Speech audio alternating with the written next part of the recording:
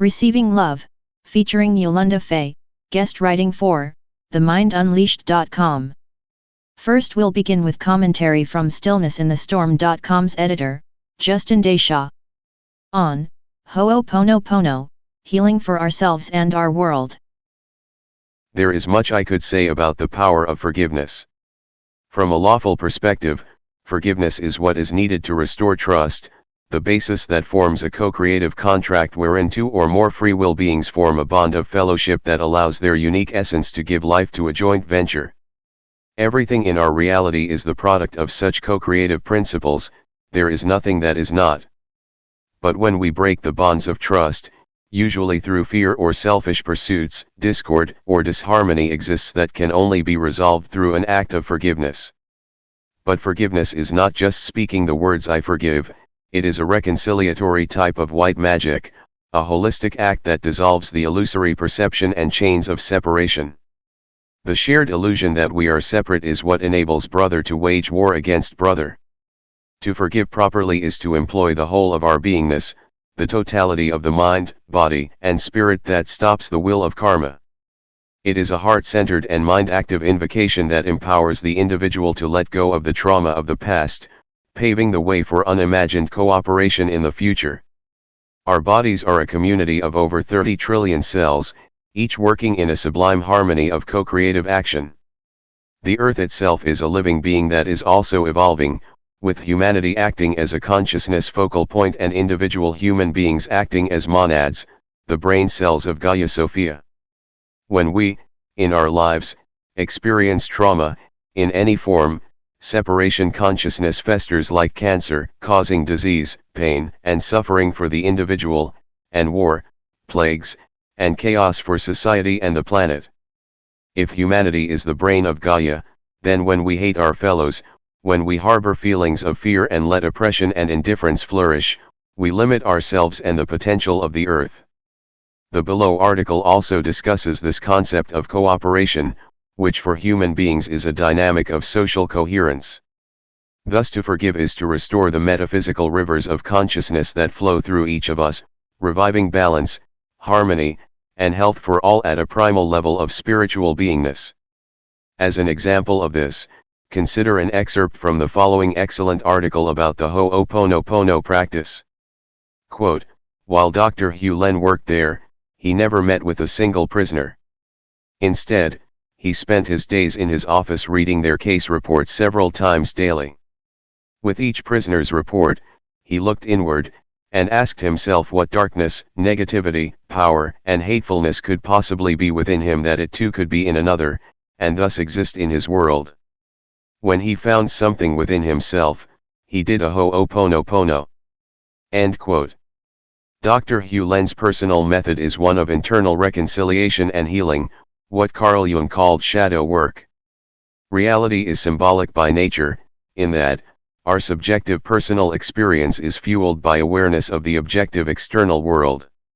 He used the experiences of others to draw forth hidden imbalances and blockages within himself and wielded the power of love and forgiveness to heal them. Therefore, that which we fear or turn away from does not truly disappear, it putrefies within us, forming the foundation of physical, emotional, mental, and social disease. If fear is rejection and turning away from something, then love is the reverse. Love is acceptance but not complacency. Love restores harmony by taking that which we have tried to hide from ourselves and brings it back into focus. Then through forgiveness, a releasing of fear and trauma, the cords of metaphysical energy, so to speak, that formed this web of separation are dissolved, and the influxing energy of awareness can properly flow through the body. In this sense, unselfish or unconditional love is an internal state of being that is a receptiveness to the truth, a preparation for receiving full disclosure of reality as a whole. While forgiveness can be directed at someone in a social fashion, it can also be used as a tool for inner reconciliation and healing. Dr. Hugh Len didn't need to direct his healing statements towards the prisoners directly in order to benefit from the effects of saying the words. In this way, the words are more like a talisman or incantation, a kind of ritual that affects his consciousness, and by extension, affects others. This principle of reconciliation for inner and outer healing is of key importance in these times of transition and evolution. Humanity is at the precipice of great changes that are intimately connected to the future we are creating for ourselves by our choices at this time. Separation consciousness, marked by fear, trauma, harm, pain, suffering, intolerance, hatred, and so on, is a kind of soul sickness that plagues the individual and the human race as a whole. Only through the reconciliatory power of forgiveness, a personal act of will that each individual proactively takes part in, can the mind virus of separation be cured. Therefore, do not let fear guide your actions. Do not let hate and intolerance fester within you. When presented with a situation that you have labeled as fearful, find the courage to forgive yourself and let the healing waters of reconciliation wash over. As a final note about forgiveness and unselfish love, remember that love is acceptance, most importantly of the whole truth. But forgiveness and love is not complacency in the face of harmful actions towards others. By this I mean, we can invoke a consciousness of forgiveness and love without also being passive when witnessing harm. The man who seeks to kidnap a child should be stopped from doing so, but at the same time, we mustn't also bear hatred and withdraw our love in the process. In addition, do not succumb to the path of fear, as so many often do, sometimes convincing themselves it is for a greater good. When we reject reality because we don't like what something is or means to us, no matter what form it takes, we are acting out of fear. Find the power to love unselfishly, to accept reality, truth, in all of its wholeness, so that fear does not become hatred, and hatred does not lead to suffering. For example, when we see things in our reality that do not resonate, like pedophilia, crime, violence, intolerance, environmental destruction, and so on, find within yourself the courage to accept, love, these things for what they are, as in face the truth no matter how horrible it might be. Do not ignore it. In acceptance of the truth you empower your consciousness to take actions to stop harm that would otherwise continue on. In short, we can and should stop evil and harm without also letting hatred and fear motivate our actions. When Gandhi was assassinated, the last thing he did was bless his attacker before falling to the ground in death. The story of Jesus' crucifixion, whether real or not, is the same. He forgave his attackers in the last moments of his life, despite having every justification to hate them and seek vengeance.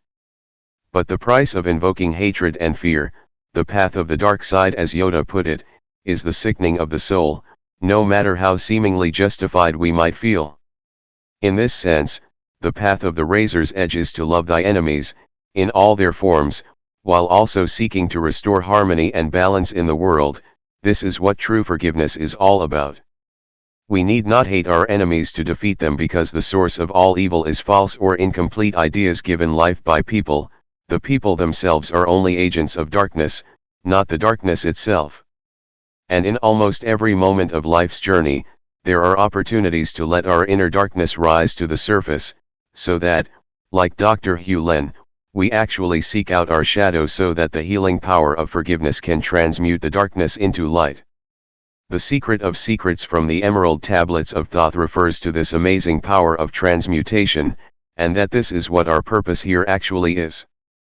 As was just discussed, the way to effect this cosmic transmutation is through reconciliation, healing, the restoration of trust, and the co-creative power and magic of forgiveness. Quote, "First I shall speak of the fetters of darkness which bind ye in chains to the sphere of the earth. Darkness and light are both of one nature, different only in seeming, for each arose from the source of all. Darkness is disorder. Light is order. Darkness transmuted is light of the light. This, my children, your purpose in being, transmutation of darkness to light." End quote from Thoth, the Emerald Tablets. End commentary. Ho'oponopono, healing for ourselves and our world. We live in a world that is guided by the universal law of cause and effect. What we as individuals, groups of people, communities, societies, and countries put out into the world through our thoughts, manifests. What we put into our collective consciousness has an effect. The cause being the thought. Everything is energy. All things have an energetic effect. We are all responsible for the shape of our lives and our world. We are all connected and bound together through this principle. When we hurt one another, whether intentionally or not, it is truly important for us to find forgiveness and healing. I am sorry. Please forgive me. I love you. Thank you. This is Ho'oponopono. These 4 sentences. It is a healing tool we can utilize for forgiveness. At this time, we may offer it to our newly elected world leaders, friends, family, or a situation such as the turbulent U.S. presidential election. For those of us unfamiliar with Ho'oponopono, these 4 sentences offered to both Hillary Clinton and Donald Trump, as an example, may feel like an instant trigger of built-up internal emotions, as many people have been going through anger, fear, hurt, confusion, and sadness both during and after this election. This healing modality can help take us from those feelings to feelings of deep forgiveness, acceptance, love, and peace. Quote, "Forgiveness does not change the past, but it does enlarge the future." End quote, by Paul Busey. If there is a need to heal hurtful differences you have had with others around the issue of this election, then you are in the right place right now by reading this piece. What is Ho'oponopono? Ho'oponopono is the Hawaiian ritual of forgiveness, and it belongs to an ancient system of teachings called Huna. Hu equals knowledge, nor represents wisdom. The Hawaiian Islands also go by the land of aloha, the land of love. It is in this essence and spirit of aloha that we find Ho'oponopono. We all share a common path. Along that path, there is only one great universal power that accompanies us, and that is the power of unconditional love. It is the essence of God, and the place where compassion and unity spring forth. Ho'oponopono also means compassion in action. It helps us move past the duality behind good and evil, which is where we become separate from one another through judgment and condemnation. Through 4 simple sentences, Ho'oponopono can bring us to inner peace, harmony, and unity. It offers us a solution to solving a problem while returning us to our divine plan. A paradigm shift. I am sorry. Please forgive me. I love you. Thank you. Ho'oponopono is a spiritual soul method of purification that cleanses us from fears and worries, destructive relationship patterns, and any religious dogmas and paradigms that oppose our personal and spiritual development. It cleans out the blockages in our thoughts and cell structure, for our thoughts are made manifest in our body. This is the paradigm change. When we notice disturbances in our harmony and thought process because of a person, event, or situation, then we can take this conflict and make a Ho'oponopono. Here is some how-to. I'm sorry, add the person's name. We come to a stillness, and connect within our being. We contemplate, recognize, and accept the problem, and ask for support through courage and peace. Please forgive me. We view the problem and all of its nuances, and we go within our own heart to seek out any part we may share in the problem. We take on 100% responsibility for the existence of the problem within us, another in our world. 100% responsibility equals 100% power. This could, for example, be in the form of a past experience where we have been hurt, and we are thus intensifying the current situation with the past. Perhaps we ourselves have made a judgment that has contributed to the conflict. These are all examples of things that require healing from within. I love you. Forgiveness takes place unconditionally, and we pardon ourselves and others. Thank you. With these words we express our faith and trust, and we let go. A prayer of gratitude may be offered to end. Quote, if we can accept that we are the sum total of all past thoughts, emotions, words, deeds and actions, and that our present lives and choices are colored or shaded by this memory bank of the past, then we begin to see how a process of correcting or setting a right can change lives, our families, and our society. End quote, by Morna Nalamaku Simona. It has been through Dr. Ihali Akala, Hulen, who took over the leadership of the foundation of I Institute, that Ho'oponopono became known throughout the world. He spent 4 years working in the psychiatric department of the state prison in Hawaii, which had conditions described as the hell. 30 prisoners were confined there. There was a chronic shortage of security and staff. Many employees put in their notice as soon as possible after beginning employment, and even handcuffed prisoners were known to inflict violence upon staff. While Dr. Hulen worked there, he never met with a single prisoner. Instead, he spent his days in his office reading their case reports several times daily. With each prisoner's report, he looked inward, and asked himself what darkness, negativity, power, and hatefulness could possibly be within him that it too could be in another, and thus exist in his world. When he found something within himself, he did a Ho'oponopono. After 1.5 years, the atmosphere and mood of the prison hospital had completely altered. After 18 months, none of the prisoners needed to wear handcuffs, and they walked freely. People came happily to work, and the illnesses declined. Therapeutic conversations could then be held with the inmates, and after 4 years all of the inmates, except for 2, were completely cured. The institution closed. How was this possible? Through Ho'oponopono, Dr. Hulen worked to continually cleanse his own heart, and take 100% responsibility for the existence of the prisoners in his life. This study has been well documented, and Ho'oponopono is now an acknowledged therapy in the USA. There are also more than 50 studies for forgiveness at the diplomatic level. Quote, "You are today where your thoughts have brought you, and tomorrow you will be where your thoughts will bring you." End quote, by James Allen. Another form to do the Ho'oponopono is to begin with, "I love you," for unification at the beginning. Before the sun goes down, forgive. Hawaiian proverb. Please, take the time to say it aloud. Some people have reported that it has had a miraculous effect when they even whispered it. Looking into your own eyes in a mirror while saying those 4 healing sentences can also be quite a testament to its extraordinary effect. Quote, "Forgiveness is not a one-time thing, forgiveness is a lifestyle." End quote, by Dr. Martin Luther King. If we all practice Ho'oponopono, look within, forgive, heal and love, then perhaps we can begin to see a shift in our lives as well as in our governments. Through cleansing what we have witnessed during this election season, there is hope for a deep shift within, and without. It's time to love ourselves and each other more. We all need more love. Let's open ourselves to Ho'oponopono as a way to heal our inner and outer world.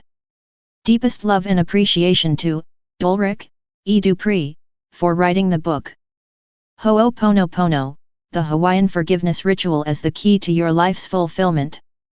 This little book has been with me for 2 years now. Thus, a lot of the information I have shared in this article has come from it. I am grateful for the balance, peace, and healing that it continues to bring into my life. Peace begins with me. I am a part of the universe. When I change, the world changes too. Peace begins with each and every one of us. Aloha, I see the divine in you, and I see the divine in myself. May we all find the healing we need, and may we all treat ourselves and others with respect, dignity, compassion, acceptance, and love. When we heal ourselves, we heal the world. Peace be with me, and peace be with you.